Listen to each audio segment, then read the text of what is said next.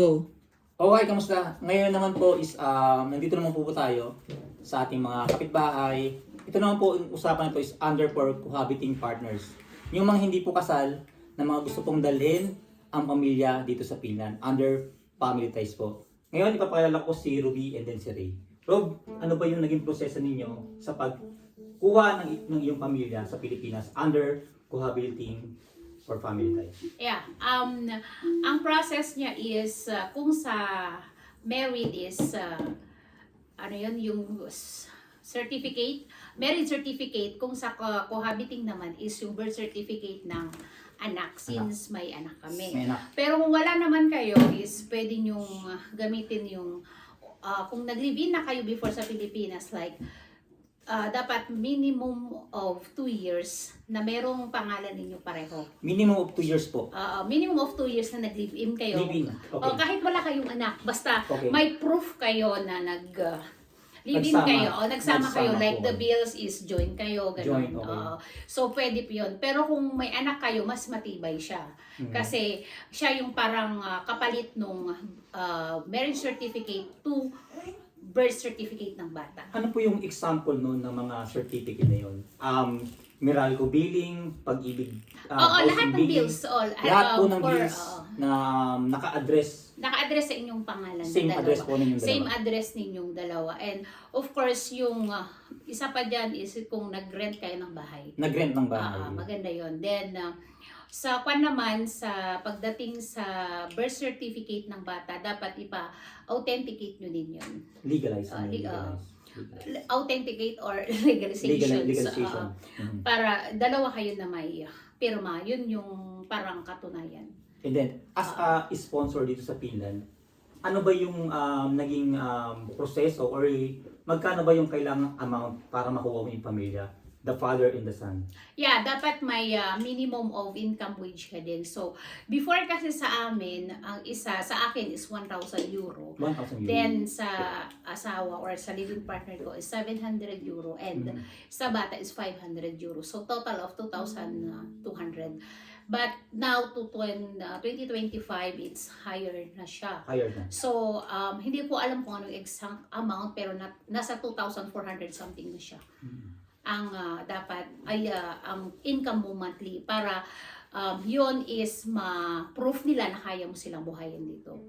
Yun, note na rin natin, this year 2025, nagtaas na po yung threshold na tinatawag o yung tinatawag na income na kailangan natin na ma-reach para makuha natin yung ating mga partners or ating mga pamilya sa Pilipinas. Kaya like po ng sinabi ni Miss Ruby, kaya kailangan nyo po ma-reach yung income na hinihingi po ng gobyerno para po mag-grant or ma-approve po yung mga visa ng inyong pamilya na kukunin sa Pilipinas. Ngayon po ma'am, ano po ba yung pinakaunang proseso? Si Sir ba, si paring Ray ba, nagproseso ba siya ng kanyang mga birth certificate, ng mga kanyang mga bank account sa Pilipinas as a sponsor sa inyo? No, hindi nila kailangan yun. Si sponsor lang po ang Oo, nag-reward. ako ang lahat nag-provide nun. Yun, Ang kailangan talaga, ang kwan lang nyo dun is yung appearance niya. appearance lang. At saka yung birth certificate ng bata since wala ako doon. Mm. Pero since yung paggawa pa rin ng mga authentication sa bata, hindi pa rin siya allowed sa government natin sa Government. Pilipinas. So, kailangan kong kwan ng tao mag-authorize. So, nagpadala ako ng SPA. SPA? Yeah, Special Okay. Power of Attorney. Then, nagkwan ako sa tsahin ko. Mhm. Siya yung Nagproseso. nag-process nun. Then, ang ginawa lang nila is, nung na-submit ko na lahat sa ang application, of course, nag-fill up siya sa Pilipinas. So, may account kami sa Interfinland. Mhm. Iisa lang yung account namin. Siyempre, chine-check ko siya. Kaya ibig sabihin po ni Ma'am Ruby, yung doon sa account is naka-link po si Sir. If meron pong decision, nakikita po ni Yeah. paring Ray. Yun po yung sinasabi ni Ma'am Ruby. Kasi marami yung nagkatanong sa atin sa mga subscriber natin, Sir Mike, kailangan ba ako bang account o kay sponsor o kay applicant ba ang magkakaroon ng account? Yun yung sinasabi ni Ma'am Ruby. Ibig sabihin, pwede niyo pong i-link yung inyong account kung kayo po ay mag-a-apply ng family ties visa. And then ma'am, ilang buwan po bago po ma-approve? Actually, yung sa amin kasi ang inuna ko is yung anak ko. Anak, okay. Yes, kasi ang anak is before, this is way back 2023, sila nag-apply. So, December 2022, nag-gather na ako ng mga requirements para sa anak ko. Kasi, mas kailangan kasi yung anak ko ang mauna kasi may medical condition siya. Hindi pa kaya yung sahod ko na dalawa sila. So, by January 2023, nauna yung anak ko na in-apply ko. Nakapunta sila sa BFS. Or sa Manila. And then after nun, after 8 months, by August, kasi ang processing sa bata is 9 months 9 months, okay. Yeah, maximum of 9 months. So, by August, so 8 months na yun. 8 months. 8 months na siya. August, September, no, by July. So, by April, nakakuha ako ng trabaho. Additional. So, kailangan ng 6 months yun note, sorry. Notes. Okay. Note yun. Note. Ang kailangan ng sa sponsor is 6 months. 6 months. Na payslip or yung bank statement ninyo. Yun yung latest. Additional na lang po natin sa lahat nating subscriber, lalong-lalo na sa mga aspirant na mayroong pamilya din sa Pilipinas. Kailangan po ng 6 months na payslip and then yung mga kontrata po ng sponsor. Yeah. Para po mag-grant or maproseso po yung mga visa na request nyo para po sa inyong mga pamilya sa Pilipinas. And ngayon, pre, ano ba yung naging experience mo sa BFS pagkatapos ng biometric? Meron ka bang interview doon? Kasi yun yung mga tinatanong sa atin ng mga ng mga viewers natin. Ay, may interview ron, Kuya Mike? Meron bang mga kailangang sabihin doon? Kasi hindi kami kasali. Ngayon ba, meron ba naging interview na wala mo na experience mo? Yun. Experience na interview. Pinasa ko lang yung mga requirements na meron ako. Yun lang naman ang Tapos picture lang, pre, no? Biometric lang. Tapos picture. Ayun. Yun yung naging tugon ni Paring Ray. Picture lang, tapos yung mga requirements lang na hinihingi ng sa BFS. And then, yun. Balik tayo doon kay Ma'am Ruby. At yun, ilang month bago na-approve yung inyong mag-ama?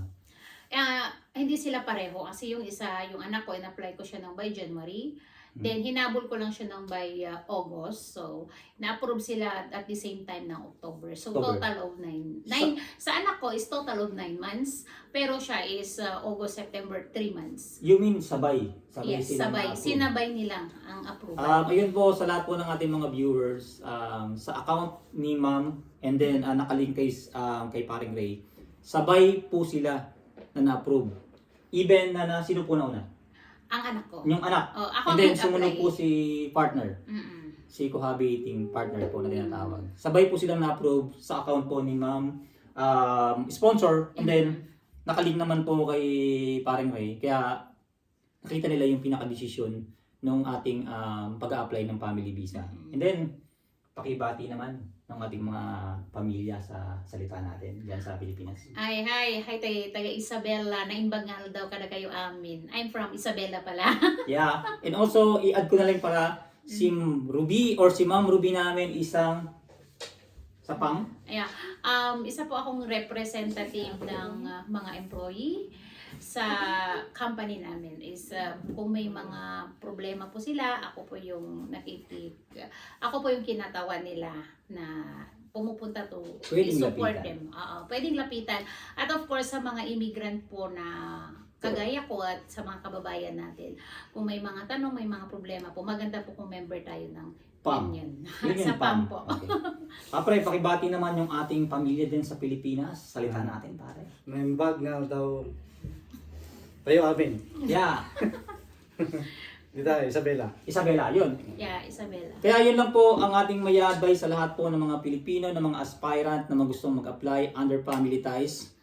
Paki-watch lang po ito sa atin, sa ating vlog. Sila Ma'am Ruby and then si Kuya Ray and then Paring Ray. At sa susunod po nating vlog, susubaybayin nyo rin po yung vlog natin kay Paring Ray na Aldo, yung Paring Junjun natin. Yun na po yung susunod. Tara, let's go. Thank you.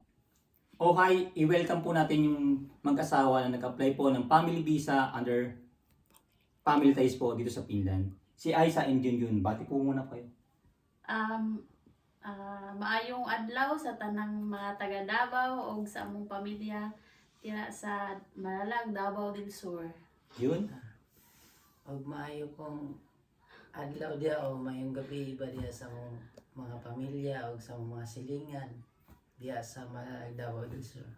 Ayun yung naging PM sa atin ng ating mga subscriber. Ano daw po yung naging, paano po yung inyong naging process under family ties dito sa Finland?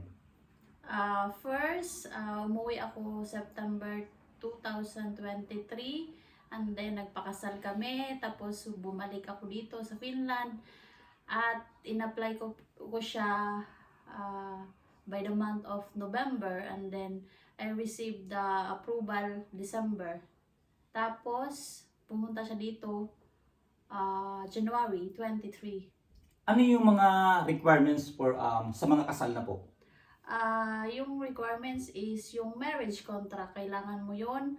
Tapos ipa-legalize mo doon sa DFA. Tapos i-apply mo doon sa BFS. Magkano yung binayaran nyo sa BFS? Kay Sir, For BFS, yung processing sa Enter Finland is 4 to 70 euro. Tapos yung sa BFF, ilan yun?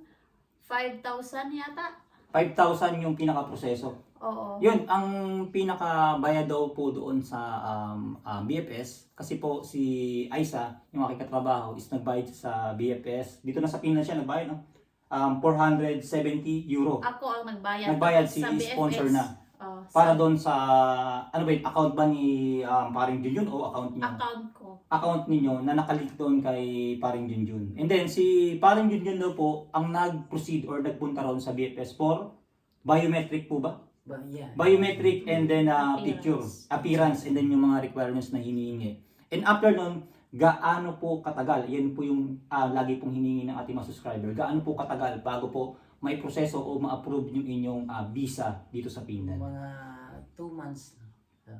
Ayun. Oh, yun na po. Sa lahat po na nagtatanong kung gaano po katagal, 2 buwan lang po na-approve na po si Paring Junjun sa kanyang visa. And then, pagkatapos na na-approve, lipad po ba agad? Lipat agad. Yun, lipad daw po agad si Paring Junjun dito sa Finland.